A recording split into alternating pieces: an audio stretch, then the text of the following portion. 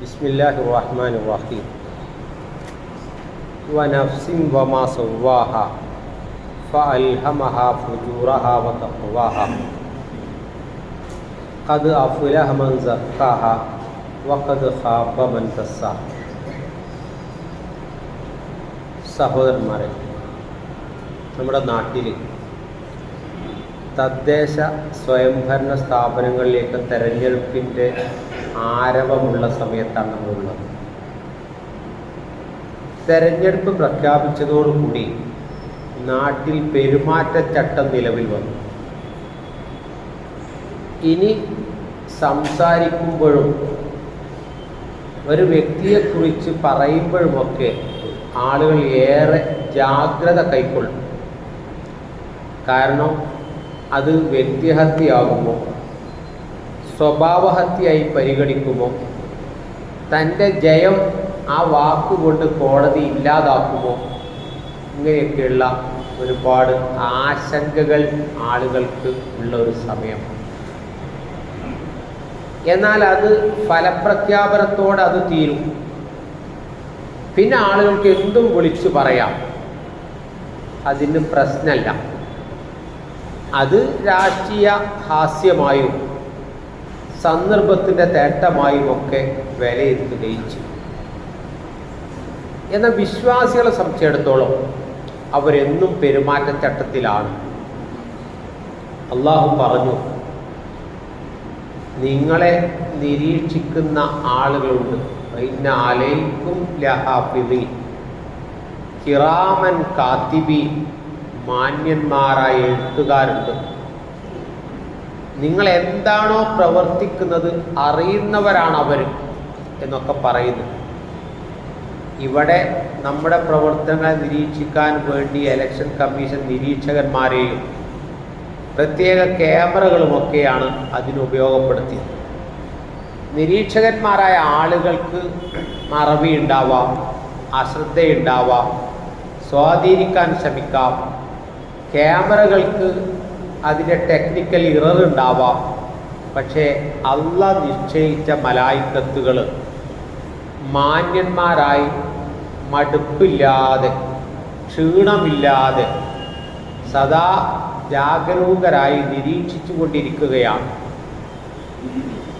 നമ്മൾ എന്തുകൊണ്ടാണ് മനുഷ്യരെ കളിയാക്കുന്നതും കുറ്റപ്പെടുത്തുന്നതും പരിഹസിക്കുന്നതും അവനെ ബോഡി ഷേമിങ് നടത്തുന്നതൊക്കെ എന്തുകൊണ്ടാണ്?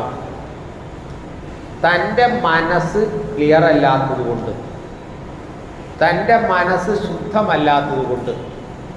സ്നേഹവും കാരുണ്യവും അലിവും ആർദ്രതയും സഹാനുഭൂതിയും പരക്ഷേമ തൽപരതയും ഇതൊക്കെയാണ് ഒരാളുടെ മനസ്സിൽ നിന്നുണ്ടാവുന്നതെങ്കിൽ അയാളെ സംബന്ധിച്ചിടത്തോളം മറ്റൊരാളെ കുറ്റപ്പെടുത്താനും കുറവാക്കാനുള്ള അവസരങ്ങൾ ഉണ്ടാവില്ല. കാരണം എല്ലാ മനുഷ്യർക്കും ഓരോരോ ന്യൂനതകളും പോരായ്മകളും ഒക്കെ ഉണ്ടാവും. ആ ന്യൂനതകളും പോരായ്മകളും എടുത്ത് പറഞ്ഞ് കുറവാക്കുക എന്നുള്ളത് അവൻ്റെ ന്യൂനത അറിയാത്തത് കൊണ്ട് തൽക്കാലം അവൻ രക്ഷപ്പെടുന്നു എന്ന് മാത്രമേ ഉള്ളൂ. അതുകൊണ്ട് തന്നെ മനുഷ്യൻ്റെ സൃഷ്ടിപ്പ് അള്ളാഹ് പറഞ്ഞത് അള്ളാഹ് സൃഷ്ടിച്ച ഒന്നാണ്. അതിൽ നീളം കുറഞ്ഞവരുണ്ടാവും, നീളം കൂടിയവരുണ്ടാവും, തടി കൂടുതലുള്ളവരുണ്ടാവും. അങ്ങനെ പല രൂപത്തിൽ ശരീരപ്രകൃതിക്ക് വ്യത്യാസങ്ങളുണ്ട്. പക്ഷെ അള്ളാഹ് പറഞ്ഞു, ലഖദ് ഖലഖ്നൽ ഇൻസാന, മനുഷ്യനെ നാം സൃഷ്ടിച്ചത് ഏറ്റവും നല്ല ഷെയ്പ്പിലാണ്. അഹ്സനി തഖ്വീം എന്നാണല്ലോ ഖുർആൻ പറഞ്ഞത്. ഏറ്റവും നല്ല ആകൃതിയിലും ആകാരത്തിലുമാണ് പടച്ചത്. പക്ഷെ അള്ളാഹ് പടച്ച ഈ ശരീരത്തെ അള്ളാഹ് നോക്കുന്നത് ഈ ശരീരത്തിൻ്റെ രൂപത്തിലേക്കല്ല. ലാ യൻദുറു ഇലാ സുവരിക്കും, നിങ്ങളുടെ ആകാരത്തിലേക്കും ചിത്രത്തിലേക്കുമല്ല അള്ളാഹ് നോക്കുന്നത്. വലാകി യൻദുറു ഇലാ ഖുലൂബിക്കും, മനുഷ്യൻ്റെ മനസ്സിലേക്കാണ് അള്ളാഹുവിൻ്റെ നോട്ടം. നമ്മൾ ഓരോ പ്രവർത്തനങ്ങൾ ചെയ്യുമ്പോഴും നമ്മുടെ മനസ്സ് എന്ത് പറയുന്നു, എന്താണ് ആ സമയത്തുള്ള നമ്മുടെ മനസ്സിൻ്റെ അവസ്ഥ എന്നാണ് റബ്ബ് നോക്കുന്നത് എന്ന് സൂചിപ്പിക്കും. മനുഷ്യൻ്റെ മനസ്സിൽ അതുകൊണ്ടാണ് നമ്മൾ ചെയ്യുന്നൊരു പ്രവൃത്തി തെറ്റാകുന്നതും ശരിയാകുന്നതും ആ പ്രവൃത്തി ചെയ്യുമ്പോഴുള്ള നീയത്താണ് പ്രശ്നം. നിങ്ങളാലോചിച്ച് നോക്കൂ. ഇപ്പം കബറിങ്ങിൽ ഒരാൾ പോകുന്നു, ആ കബറാളിക്ക് വേണ്ടി പ്രാർത്ഥിക്കാൻ വേണ്ടിയിട്ട് ഖബർ സിയാറത്ത് ചെയ്യാൻ വേണ്ടിയിട്ടാണ് പോകുന്നത്. എന്നാൽ മറ്റൊരാൾ പോകുന്നത് ഖബറിലുള്ള ആളോട് പ്രാർത്ഥിക്കാൻ വേണ്ടിയാണ്, തൻ്റെ സങ്കടങ്ങൾ അവിടെ ചെന്ന് ബോധിപ്പിക്കാൻ വേണ്ടിയാണ്. രണ്ടാളും പോകുന്നത് ഖബറിങ്ങിലേക്കാണ്. പക്ഷേ ഒരാൾ ചെയ്യുന്നത് സുന്നത്താണ്, മറ്റൊരാൾ ചെയ്യുന്നത് ശിർക്കാണ്. അപ്പോൾ പ്രവർത്തനങ്ങളല്ല പൊതുവെ ഒരേ രൂപത്തിലെ പ്രവർത്തനങ്ങളായി തോന്നുന്നുവെങ്കിലും ഉദ്ദേശങ്ങളും നീയത്തും മനസാന്നിധ്യവുമാണ് ഒരു പ്രവർത്തനത്തെ കുറ്റമറ്റതാണോ അതല്ല ശരിയാണോ എന്ന് തീരുമാനിക്കുന്നത്. നിങ്ങൾ ആലോചിച്ച് നോക്കൂ. മനുഷ്യൻ്റെ മനസ്സിൻ്റെ ഒരു പ്രത്യേകത പറയുമ്പോൾ ഖുർആൻ പറഞ്ഞു, അത് നഫ്സുൽ ലവ്വാമയാണ്. എന്ന് പറഞ്ഞാൽ നമ്മൾ ചെയ്ത ഒരു പ്രവൃത്തി ചെയ്യാൻ പാടില്ലാത്തത് ചെയ്തു പോയാൽ മനസ്സ് പറയണം അത് ചെയ്ത് മോശമായിപ്പോയല്ലോ, അങ്ങനെ ചെയ്യാൻ പാടില്ലായിരുന്നല്ലോ എന്നും എൻ്റെ മനസ്സ് പറയുമ്പോൾ അതിൽ നിന്ന് ഖേദിച്ച് മടങ്ങാനും ചെയ്തതിൽ വേദനിക്കാനും ഇനി ചെയ്യില്ലെന്ന് ആവർത്തിക്കാനും അവൻ്റെ മനസ്സ് അവനെ പാകപ്പെടുത്തും. നിങ്ങളാലോചിച്ചു, അനസ് ബിൻ നദർ എന്ന് പറഞ്ഞ സഹാബിയുടെ ചരിത്രത്തിൽ ബദർ യുദ്ധത്തിന് വേണ്ടി റസൂലുള്ള വിളംബരം നടത്തിയപ്പോൾ അദ്ദേഹത്തിന് പോകാൻ സാധിച്ചില്ല. പിന്നെ അതൊരു വലിയ യുദ്ധം എന്നുള്ള നിലക്ക് പോയതുമല്ല, പെട്ടെന്ന് പറഞ്ഞപ്പോൾ അതിനൊരുങ്ങി തീർന്നതുമില്ല, അദ്ദേഹം പോയില്ല. പക്ഷേ യുദ്ധം കഴിഞ്ഞ് അതിൽ വിജയിച്ച ആളുകൾക്കുള്ള ആദരവും ബദറിൽ പങ്കെടുത്തവർക്കുള്ള പോരിശയൊക്കെ ഇങ്ങനെ കേട്ടപ്പോൾ പങ്കെടുക്കാത്തത് നഷ്ടമായി പോയല്ലോ എന്ന് അനസിൻ്റെ മനസ്സ് പറയാൻ തുടങ്ങി. മോശമായിപ്പോയി, പോകായിരുന്നു. എന്തേ ഇപ്പോൾ പോകാതിരുന്നത്, എന്തേ ഇപ്പം എനിക്ക് തടസ്സം ഉണ്ടായത്? പക്ഷെ അദ്ദേഹം റസൂലിൻ്റെ അടുത്ത് വന്നുകൊണ്ട് പറഞ്ഞു, റസൂലെ, ഇനിയൊരു യുദ്ധം ഉണ്ടെങ്കിൽ, ഇനിയൊരുക്ക് അള്ളൊരു അവസരം തന്നാൽ ഞാൻ അള്ളാഹുവിന് തന്നെ കാണിച്ചു കൊടുക്കും അനസ് ബിൻ നദറിന്റെ പ്രവർത്തനം എന്താണ് എന്ന്. അദ്ദേഹം അങ്ങനെ പറയണം. കാരണം ചെയ്യാത്തത് മോശമായി എന്നും അത് ജീവിതത്തെ ഏറ്റവും നഷ്ടമായി എന്നും ആളുകൾ പിന്നെ ചോദിക്കുന്ന ചോദ്യം, അന്ത ബദരിയുൻ, നീ ബദറിൽ പങ്കെടുത്തവനാണോ എന്ന് ചോദിച്ചാൽ അത് വലിയൊരു സ്ഥാനമുള്ള ആളുമായി മാറി. അതിന് ചാൻസ് കിട്ടിയില്ലല്ലോ. ഉഹുദ് യുദ്ധം വന്നു.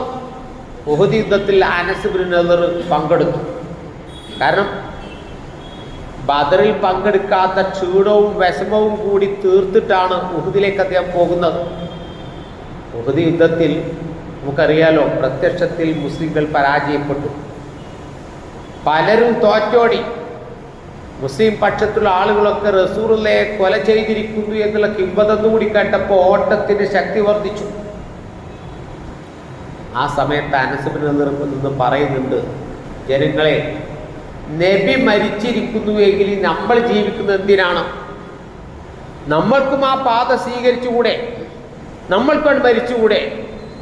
നബി മരിച്ച ശരി എന്തിനാണ് നമ്മൾ ജീവിക്കുന്നത് എന്ന് ചോദിച്ചിട്ടാണ് അദ്ദേഹം യുദ്ധക്കളത്തിലേക്ക് എടുത്തു ചാടി 80ഓളം വെട്ടുകൊണ്ട് ആ യുദ്ധക്കളത്തിൽ വെച്ച് രക്തസാക്ഷിയാകും. ഇവിടെ വിഷയം എന്താണെന്ന് ചോദിച്ചാൽ, മനസ്സ് അദ്ദേഹത്തെ കുറ്റപ്പെടുത്തിക്കൊണ്ടിരുന്നു. നീ അത് എന്തുകൊണ്ട് ചെയ്തില്ല? ഇനിയൊരു ചാൻസ് നിനക്ക് വന്നില്ലെങ്കിൽ നിനക്ക് നഷ്ടല്ലേ? മാത്രമല്ല, ഈ സംഭവം വിശദീകരിച്ചിട്ട് ഇബ്നുൽ ഖയ്യിം റഹ്മത്തുള്ളാഹി അലൈഹി ഹസനുൽ ബസ്രിയുടെ ഒരു വാക്ക് ഉദ്ധരിക്കുന്നുണ്ട്. ഈ കുറ്റപ്പെടുത്തലുകൾ തന്നെ രണ്ട് രൂപത്തിലുണ്ടാവും. ഒന്ന്, സൗഭാഗ്യവാനായ മനുഷ്യനാണെങ്കിലാണ് ഇത്തരം മനസാക്ഷി കുത്തുണ്ടാവുക. അല്ലാത്തവനാണെങ്കിൽ ഉണ്ടാവുക എന്താ? പോകാത്ത നന്നായി തന്നെ ഉണ്ടാവുക. ഒരു ചാൻസ് വന്നിട്ട് ഇപ്പം എമ്പാടും പണം കിട്ടുന്ന അവിഹിതമായ മാർഗത്തിലാണ് കൈക്കൂലിയായിട്ടോ കള്ളക്കടത്തായിട്ടോ ഒക്കെയാണ് കാശ് കിട്ടുന്നത്. പക്ഷേ അത് വാങ്ങിയില്ലെങ്കിലും എൻ്റെ മനസ്സ് പറയും, എന്ത് പോയത്തക്കാരനാ, ഇങ്ങനെ കാശ് വിട്ട് വാങ്ങാതൊക്കെ ആരെങ്കിലും, അതൊക്കെ പിന്നെ കുറച്ച് കഴിഞ്ഞാൽ തൗബ ചെയ്ത് നന്നായ പോരെ എന്ന് ചോദിക്കുന്നതും മനുഷ്യൻ്റെ മനസ്സ് തന്നെയാണ്. അപ്പോൾ കുറ്റപ്പെടുത്തലുകൾ വാങ്ങാത്തതിൻ്റെ പേരിലും ചെയ്യാത്തതിൻ്റെ പേരിലും അവനെ കുറ്റപ്പെടുത്തുന്നത് ദൗർഭാഗ്യവന്മാരെയും കുറ്റപ്പെടുത്തിക്കൊണ്ടിരിക്കും. പക്ഷേ സൗഭാഗ്യവന്മാർ നല്ലതിലേക്ക് മുന്നിട്ടിറങ്ങാത്തതിനാണ് ഉണ്ടായിത്തീരുന്നത്.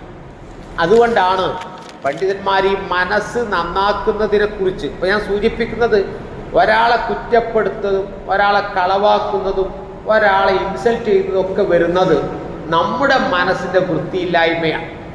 അതുകൊണ്ടാണ് പടച്ച റബ്ബ് ആർക്കാണ് സ്വർഗം എന്ന് പറയുമ്പോൾ പറയുന്ന വാക്ക് യഥാർത്ഥത്തിൽ ജന്നാത്തു അദ്നിൻ, സ്ഥിരതയുള്ള തോട്ടമുണ്ടല്ലോ, അത് തജ്രീ മിൻ തഹ്തിഹൽ അൻഹാറു, താഴ്ഭാഗങ്ങളുടെ പുഴകൾ ഒഴുകുന്ന തോട്ടം, ആ തോട്ടം സ്ഥിരവാസി ആയി നിൽക്കുന്ന ആളുകൾ ആർക്കാണ്? വദാലിക ജസാഉ മൻ തസക്ക, ഇതാണ് അല്ലാഹ് പറയുന്നത്. ആർക്കാണ് ആ സ്വർഗ്ഗം ഒരുക്കി വെച്ചത്? വദാലിക, അത് ജസാഉ, പ്രതിഫലമാണ്. ആർക്ക്? മൻ തസക്ക, മനസ്സിനെ നന്നാക്കിയവൻ. മനസ്സ് നന്നായി കഴിഞ്ഞാൽ അവൻ്റെ മനസ്സിൽ നിന്ന് അശ്ലീലങ്ങളോ ആഭാസങ്ങളോ അസത്യവാക്കുകളോ അധാർമിക പ്രവർത്തനങ്ങളോ ഒന്നും വരില്ല. ആരും അവനെ നിയന്ത്രിക്കാനില്ലെങ്കിലും അവൻ്റെ ജീവിതം പരമപരിശുദ്ധമായി മുന്നോട്ട് കൊണ്ടുപോകാൻ അവൻ്റെ മനസ്സ് അവനെ പ്രേരിപ്പിച്ചുകൊണ്ടേയിരിക്കും. അതിനെങ്ങനെയാണ് മനസ്സിനെ ശുദ്ധീകരിക്കുക? പണ്ഡിതന്മാർ പറഞ്ഞു, അത്തഹ്ലിയത്തു വത്തഹ്ലിയ, രണ്ട് വാക്കുകളാണ് ഉപയോഗിച്ചത്. എന്താണ് ആ വാക്കുകൾ എന്നറിയങ്ങൾ? ഒന്ന്, മനസ്സിൽ നിന്ന് കുറേ ഒഴിവാക്കേണ്ടതുണ്ട്. രണ്ട്, മനസ്സിൽ കുറേ നിറക്കേണ്ടതുണ്ട്. എന്താണ് ഒഴിവാക്കേണ്ടത്? ഒഴിവാക്കേണ്ടത് ഒന്ന്, മനസ്സിൻ്റെ രോഗങ്ങളാണ്. ഖുർആൻ പറഞ്ഞല്ലോ, കുഫർ, നിഫാഖ്, കാപട്യം, നിഷേധം, അതുപോലെ തന്നെ തുടങ്ങിയിട്ടുള്ള ഒരുപാട് ഈ ഹസദ്, അസൂയ, കിബർ, ഇങ്ങനെ തുടങ്ങിയിട്ട് മനുഷ്യൻ്റെ മനസ്സിലുണ്ടാകുന്ന അത്തരം ചപല വികാരങ്ങളൊക്കെ മനസ്സിൽ ഒഴിവാക്കണം. എന്നിട്ട് പിന്നെ എന്താ നിറക്കേണ്ടത്? നിറക്കേണ്ടത് ഇഖ്ലാസ്, തവക്കുൽ, തൗഹീദ്, സബ്ർ, ശുക്ർ, ഖൗഫ്, ഇങ്ങനെ എണ്ണി പറയുന്ന ഒരുപാട് സൽഗുണങ്ങളുണ്ട്. പ്രതിസന്ധികൾ ഉറച്ചു നിൽക്കുന്ന സബ്ർ, പ്രയാസകരമായ അവസ്ഥ വരുമ്പോൾ തവക്കുൽ ചെയ്യാനുള്ള ഈമാൻ, ഇബാദത്തുകൾ ചെയ്യുമ്പോൾ ഇഖ്ലാസുള്ള ഇബാദത്ത്, അനുഗ്രഹങ്ങൾ കിട്ടുമ്പോൾ ശുക്ർ കാണിക്കുന്ന മനസ്സ്, പ്രതിസന്ധികൾ പതറാത്ത ഈമാൻ, ഇതൊക്കെ അത് നടക്കുകയും ചെയ്യണം. കാരണം മനുഷ്യൻ്റെ മനസ്സ് രണ്ട് രൂപത്തിലുണ്ട്. ഒന്ന്, നിങ്ങൾ നോക്കൂ, നമ്മളിപ്പോൾ ഈ ജ്യൂസൊക്കെ അടിച്ചു കഴിഞ്ഞാൽ അത് അരിക്കുമല്ലോ, അരിപ്പയിലിട്ടിട്ട്. അരിപ്പയിലിട്ട് ജ്യൂസ് അരിച്ച് കളയുമ്പോൾ ചണ്ടി അതിൽ നിൽക്കുകയും സത്ത ഗ്ലാസ്സിലേക്ക് ഒഴുകുക ചെയ്യാം. അരിപ്പയിൽ നിൽക്കുന്നത് വേസ്റ്റാണ്. എന്നാൽ മുറത്തിൽ നമ്മൾ വല്ല വസ്തുക്കളും ചേറിയെടുത്താലോ, മുറത്തിൽ നിൽക്കുന്നത് നല്ലതും പുറത്തേക്ക് പോകുന്ന വേസ്റ്റുമാണ്. ഇതേപോലെയാണ് മനുഷ്യൻ്റെ മനസ്സ്. ചില മനുഷ്യൻ്റെ മനസ്സിൽ വേസ്റ്റാണ് തളം കെട്ടി നിൽക്കുക, നന്മയൊക്കെ ഇന്ന് പോയിട്ടുണ്ടാവും. ചില മനുഷ്യൻ്റെ മനസ്സിലോ തിന്മകളാണ് നിൽക്കുക, നന്മ ഇന്ന് പോയിട്ടുണ്ടാവും. അപ്പം ഏതാണ് നിൽക്കേണ്ടത്? അവിടെയാണ്, അതിനാണ് അള്ളാഹുവുമായുള്ള ബന്ധമാണ് അവൻ ശക്തിപ്പെടുത്തേണ്ടത്. ആ ബന്ധം ശക്തിപ്പെടുത്തി കഴിഞ്ഞാലാണ് യഥാർത്ഥത്തിൽ ഒരു മനുഷ്യന് അവൻ്റെ മനസ്സിനെ ശുദ്ധീകരിക്കാൻ കഴിയുക. അള്ളാഹ് പറയുന്നുണ്ട്, വലൗലാ ഫദ്ലുല്ലാഹി അലൈക്കും, അള്ളാഹുവിൻ്റെ ഫദ്ൽ നിങ്ങളുടെ മേൽ ഇല്ലായിരുന്നുവെങ്കിൽ, വറഹ്മത്തുഹു, അവൻ്റെ കാരുണ്യവും ഇല്ലായിരുന്നുവെങ്കിൽ, മാ സക്കാ മിൻകും മിൻ അഹദിൻ, നിങ്ങൾ ഒരാൾക്കും മനസ്സിനെ പരിശുദ്ധപ്പെടുത്താൻ കഴിയില്ല. വലാകിന്നല്ലാഹ്, പക്ഷെ അള്ളാഹു യുസക്കി മൻ യശാഉ, അവൻ ഉദ്ദേശിക്കുന്നവരുടെ മനസ്സിനെ അവൻ ശുദ്ധീകരിക്കും. വല്ലാഹു സമീഉൻ അലീം. അതുകൊണ്ടാണ് നമ്മൾ പ്രാർത്ഥിക്കുന്ന പ്രാർത്ഥന, അല്ലാഹുമ്മ ആതി നഫ്സി, പടച്ചോനെ എൻ്റെ മനസ്സിൽ നീ തഖ്വ നൽകണേ, വസക്കിഹ, ആ മനസ്സിനെ നീ ശുദ്ധീകരിക്കണം, അൻത ഖൈറു മൻ സക്കാഹ, നീയാണ് മനസ്സിനെ ശുദ്ധീകരിക്കുക അത്യുത്തമന്. അപ്പം മനസ്സിനെ ശുദ്ധീകരിക്കാതെ പോകുന്നത് എന്തുകൊണ്ടാണ്? തൗബയില്ലാത്ത, തഖ്വയില്ലാത്ത, ഇഖ്ലാസ് ഇല്ലാത്ത, മതത്തിൻ്റെ പിൻബലങ്ങളൊന്നുമില്ലാത്ത ഭൗതിക പ്രമത്തതയുടെ പിന്നാലെ പോകുന്ന ഒരു മനസ്സിൽ യഥാർത്ഥത്തിൽ അതിന് നിയന്ത്രണങ്ങൾ കിട്ടാൻ പ്രയാസമാണ്. അതുകൊണ്ടാണ് ഒരു അറബി കവി സൂചിപ്പിച്ചത്, മനുഷ്യൻ്റെ മനസ്സ് എന്ന് പറയുന്നത് ഈ കുഞ്ഞിൻ്റെ അവസ്ഥ പോലെയാണ്. അന്നഫ്സു കത്തിഫിലി, മനുഷ്യൻ്റെ മനസ്സ് കുട്ടിയെപ്പോലെയാണ്. ആ കുട്ടിയെ നീ അങ്ങനെ വിട്ടാൽ എന്ത് ചെയ്യും? എത്ര വലുതായാലും ഉമ്മാൻ്റെ മുല കുടിച്ചുകൊണ്ടിരിക്കും. എന്നാൽ മുലകുടി നിർത്തേണ്ട സമയത്ത് കുട്ടീൻ്റെ മുലകുടി നിർത്തിയാലോ 2 ദിവസമൊക്കെ ഒരു ചീച്ചിലും കരച്ചിലും ഒക്കെ ഉണ്ടാവും. അത് കഴിഞ്ഞാൽ ഓൻ ആ മറക്കും, അങ്ങനെ മുലകുടിയിൽ നിന്നാണ് മോചിതനാവും. ഇതേപോലെയാണ് മനുഷ്യൻ്റെ മനസ്സ്. നിയന്ത്രിക്കേണ്ടടുത്ത് നിയന്ത്രിക്കുകയും നിർത്തേണ്ടടുത്ത് നിർത്തുകയും ചെയ്തില്ലെങ്കിൽ മനുഷ്യൻ കാട് കയറിപ്പോകുന്ന പ്രവർത്തനങ്ങൾ ചെയ്യും. അപ്പോൾ നിങ്ങൾ ആലോചിച്ച് നോക്കൂ, മനുഷ്യൻ്റെ ഇപ്പോൾ നാട്ടിലുള്ള കുടുംബങ്ങളുടെ പ്രശ്നങ്ങൾ മുഴുവൻ കൈകാര്യം ചെയ്യുകയും അവർക്കൊക്കെ കൗൺസിലിങ്ങിൻ്റെ സന്ദേശം കൊടുക്കുകയും ചെയ്ത ദമ്പതിമാർപ്പോൾ പരസ്പരം പിരിഞ്ഞിട്ട് സോഷ്യൽ മീഡിയയിൽ വീഴ്പ്പലക്കാൻ ആലോചിച്ചൊക്കെ പോലെ ഒരുപാട് രാജ്യങ്ങളിൽ പോയിട്ട് കുടുംബങ്ങൾക്ക് കൗൺസിൽ കൊടുക്കുകയാണ്. എങ്ങനെ കുടുംബിനിയാവാം, നിങ്ങൾ ഹക്ക് ചെയ്യാറില്ലേ, നിങ്ങൾ ചുംബിക്കാറില്ല, എന്തൊക്കെ ചോദിച്ചിട്ട് നിങ്ങൾ ആലോചിച്ച് നോക്കിയേ. ഇപ്പം എന്തായി? അപ്പോൾ ഈ മനസ്സ് നന്നാവാതെ നാട്യങ്ങളും അഭിനയങ്ങളും ഒക്കെ മനുഷ്യന് കഴിയും. അഭിനയിക്കാൻ വലിയ കഴിവാണ് മനുഷ്യന്മാർക്ക്. അതുകൊണ്ടാണ് അഭിനയത്തിലൊക്കെ ആളുകൾ അവാർഡ് വാങ്ങുന്നത്. പക്ഷേ മനസ്സിൽ ഒന്ന് വെച്ചുകൊണ്ടാണ് മറ്റൊന്ന് അഭിനയിക്കുന്നത്. മറിച്ച് മനസ്സ് ശുദ്ധമായി കഴിഞ്ഞാൽ ഒരു മനുഷ്യരെ സംബന്ധിച്ചിടത്തോളം അവരുടെ അറിയണം നന്മ ഏതാണ്, തിന്മ ഏതാണ്. അതല്ല സൂചിപ്പിച്ചത് എന്ത്? വനഫ്സിൻ വമാ സവ്വാഹ, നഫ്സിനെ ശരിപ്പെടുത്തിയത് കൊണ്ട് സത്യം. എന്നിട്ട് ആ നഫ്സ് ശരിയായ ലെവലിൽ നിൽക്കുകയാണെങ്കിൽ എന്തുണ്ടാവും? ഫഅൽഹമഹ ഫുജൂറഹ വതഖ്വാഹ, അതിൽ തഖ്വയുണ്ട്, ഫുജൂറുണ്ട്. അവനറിയാം ഞാൻ ഈ ചെയ്യുന്നത് തെറ്റാണ്, ഇത് ചെയ്യാൻ പാടില്ലാത്തതാണ്. ആ സൈറൺ നമ്മളാണ്ട് ഓഫാക്കിയിട്ടാണ് ജീവിക്കുന്നതെങ്കിൽ, ആ മനസ്സ് നൽകുന്ന സിഗ്നലുകളെ നമ്മൾ ഓഫാക്കിയിട്ടാണ് ജീവിക്കുന്നതെങ്കിൽ എന്ത് താന്തോന്നിത്വവും ചെയ്യാൻ മനുഷ്യനെ പ്രേരിപ്പിക്കും. കാരണം എന്താ? അവൻ ആ പുളിയാണ്ട് അറ്റുപോയിട്ടുണ്ടാവും. അതുകൊണ്ടാണ് ഇപ്പോൾ ഓരോ ന്യൂസുകൾ നമ്മളിങ്ങനെ കേൾക്കുമ്പോൾ ഭാര്യ ഇങ്ങനെ റൂമിലിട്ട് വർഷങ്ങളായി പീഡിപ്പിച്ചുകൊണ്ടിരിക്കുന്നു, പുറത്തറിയിക്കാതിരിക്കാൻ വേണ്ടി ഞാൻ സിംഗിളാണെന്ന് പറയുന്നതൊക്കെ നമ്മളിങ്ങനെ വായിക്കുന്നുണ്ടല്ലോ. അങ്ങനെയൊക്കെ മനുഷ്യൻ കടുത്ത അധർമ്മങ്ങൾ ചെയ്യും. ആ ചെയ്യാതിരിക്കാനുള്ള വഴി എന്താന്ന് വെച്ചാൽ അള്ളാഹ് പറഞ്ഞു, വൽ തൻദുർ നഫ്സുൻ മാ ഖദ്ദമത് ലിഗദി. ഓനെക്കുറിച്ച് ഇങ്ങനെ അവനവനെക്കുറിച്ച് ഒന്ന് ചിന്തിക്കണം. റബ്ബേ, നാളേക്ക് വേണ്ടി എൻ്റെ ബാലൻസ് ഷീറ്റ് എന്താ? എൻ്റെ ജീവിതത്തിൽ എൻ്റെ പ്രവർത്തനങ്ങൾ ഞാൻ ഈ അവസ്ഥയിൽ മരിച്ചു പോയാൽ എൻ്റെ പരലോകം എന്തായിത്തീരും എന്നവൻ്റെ ചിന്തയാണ് അതിൽ. രണ്ടാമത്തത്, ഇനി നമ്മൾ ചിന്തിക്കേണ്ടത് നമ്മുടെ മനസ്സിനൊക്കെ അങ്ങനെ വല്ല അസുഖം ഉണ്ടോ? നമ്മുടെ മനസ്സ് ക്ലിയർ തന്നെയാണോ? നമ്മുടെ മനസ്സിന് ഇപ്പറഞ്ഞ ഫലമുണ്ടോ എന്ന് നോക്കാനുള്ള ടെസ്റ്റിൻ്റെ രൂപം പണ്ഡിതമായി വിശദീകരിച്ച എന്താ നിങ്ങൾ? ഒന്ന്, അൽക്കസിലു അള്ളാനെ അനുസരിക്കുന്നതിൽ ഇങ്ങനെ ഒരു അലസത വരിക. ആദ്യത്തിലെ കുറേയൊക്കെ ചിട്ടയൊക്കെ ഉണ്ടായിരുന്നു. മെല്ലെ മെല്ലെ അലസതയിൽ വന്നിട്ട് ആ ചിട്ടകളും ആരാധനകൾ ചെയ്യുന്നതിലുള്ള ആ മനുഷ്യൻ്റെ ഒരു വലിയ താല്പര്യം ഉണ്ടല്ലോ, ആ താല്പര്യം കുറഞ്ഞ് ഇങ്ങനെ വന്ന് പിന്നെ എപ്പോഴെങ്കിലുമൊക്കെ ചെയ്യും, തോന്നുമ്പോൾ ചെയ്യും. അങ്ങനെ അലസത വരുന്നത് മനസ്സിൻ്റെ ഒരു രോഗമായി പരിഗണിക്കണം എന്നാണ്. രണ്ടാമത് പറയുന്നത് ലദ്ദത്തുൽ ഇബാദ, ആരാധനകൾ ചെയ്യുന്നതിൽ ആസ്വാദനം ഇല്ലാതിരിക്കുക.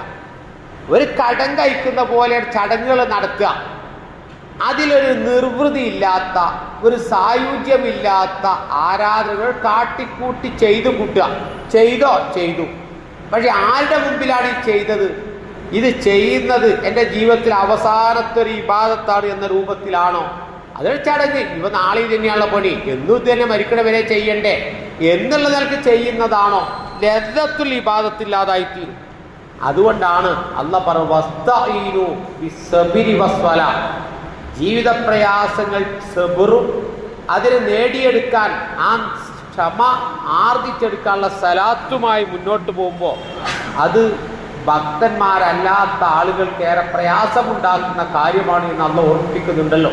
ഇപ്പം ജീവിതത്തിലെ തിരക്കുകളിൽ നമ്മുടെ ഈ നെട്ടോട്ടങ്ങൾക്കിടയിൽ മനസ്സിനെ ശുദ്ധീകരിച്ച് ജീവിതത്തെ സൽപാന്താവിലൂടെ നയിക്കാൻ വേണ്ടി പ്രവർത്തനങ്ങളും പ്രാർത്ഥനകളുമായി മുന്നോട്ട് പോകുക അള്ളാഹു കബൂൽ ചെയ്യുമാറാകട്ടെ.